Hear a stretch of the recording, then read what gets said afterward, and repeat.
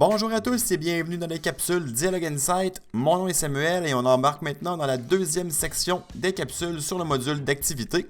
Donc, suite aux configurations qui auront été faites lors de la première capsule, la deuxième portera plutôt sur l'édition du formulaire.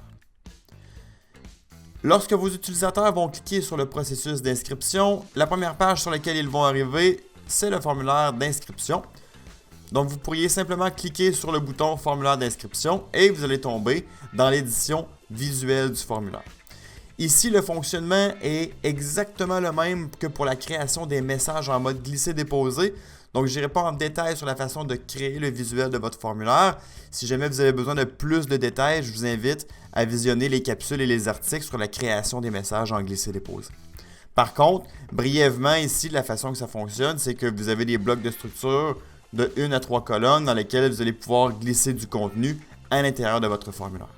Donc, la première étape ici, c'est vraiment de venir créer le visuel de ce à quoi votre formulaire d'activité va devoir ressembler, donc avec votre logo, vos couleurs et votre image de marque, par exemple. Une fois que votre visuel est complété, la deuxième section super importante va se trouver être les configurations du formulaire, où est-ce que vous allez pouvoir définir quelles sont les informations qu'on demande à nos utilisateurs pour pouvoir s'inscrire à notre activité. Donc, si je clique ici sur « Configuration du formulaire », j'arrive sur cette page où on me demande quels sont les champs du formulaire. Et là, bien, ça va être à vous de définir quelles sont les informations que vous voulez demander à vos contacts. Par défaut, on demande tout le temps le courriel, le prénom et le nom. Mais dans votre cas, ça se peut que vous ayez besoin de leur demander, par exemple, la date d'anniversaire, le genre, ça peut être la ville, l'adresse, le code postal. Donc, n'importe quelle information relative que vous voulez avoir à propos de vos contacts, vous allez l'ajouter en cliquant sur « Ajouter un champ » ici. Sachez que la liste des champs qui seront disponibles à ajouter dans votre formulaire, c'est tous les champs que vous avez ajoutés dans la structure de votre projet. Donc, si jamais vous voulez ajouter des champs supplémentaires qui ne sont pas disponibles lorsque vous cliquez sur « Ajouter un champ », je vous invite à cliquer sur le petit engrenage dans le haut et sur le bouton « Champ du projet ». Donc, à cette étape-ci, vous ajoutez vraiment toutes les informations que vous voulez demander à vos contacts, incluant les abonnements aussi, si jamais vous voulez en demander. Par la suite, vous pouvez ajouter un reCAPTCHA si jamais vous voulez vous assurer qu'il n'y a pas de robots ou d'ordinateurs qui vont s'inscrire à votre activité. Vous avez certaines informations par rapport aux mises à jour du profil.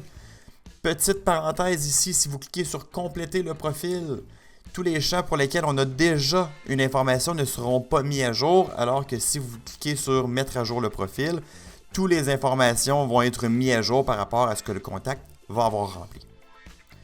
Une fois que tout ça est fait, vous pouvez revenir dans votre onglet « Processus » et vous allez devoir définir à partir d'ici le visuel des autres pages, donc par exemple l'accès invalide, l'inscription non commencée, l'inscription terminée et l'inscription fermée dans le cas où on a atteint le maximum d'inscriptions.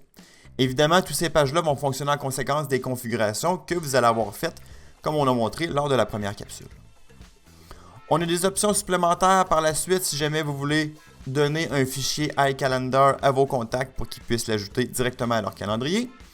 Vous pouvez cocher une option pour ajouter un message d'inscription. Donc, une fois que le contact s'est inscrit à votre formulaire d'activité, on lui affiche la page d'inscription réussie, mais on lui envoie aussi un message d'inscription, par exemple avec les règlements de l'activité, à quelle date ça va avoir lieu, donc les détails supplémentaires que vous pourriez lui donner à ce moment-là, ce qui lui permet aussi d'annuler son inscription si jamais il le souhaite. D'ailleurs, c'est très important, le message d'inscription, si jamais vous en mettez un, il ne faut pas faire l'erreur de créer le message à partir de l'onglet courriel ici, mais vraiment le créer en cliquant sur l'onglet du courriel dans votre formulaire d'activité ici.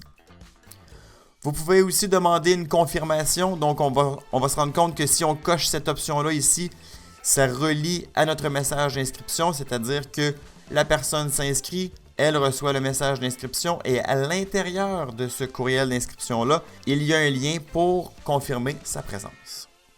Finalement, la dernière option avant de pouvoir publier votre formulaire, c'est les avis d'inscription. Donc, si jamais vous voulez, vous, en tant qu'administrateur, recevoir une alerte courriel à chaque fois que quelqu'un s'inscrit à votre activité, vous avez simplement à cocher l'option d'avis d'inscription ici. Une fois que tout est fait de votre côté, vous êtes prêt à publier votre formulaire, vous n'avez qu'à cliquer sur le bouton publier ici et le système va vous attribuer un URL que vous allez pouvoir utiliser à l'endroit de votre choix, par exemple sur votre site web, dans une infolettre ou à tout autre endroit qui pourrait vous intéresser.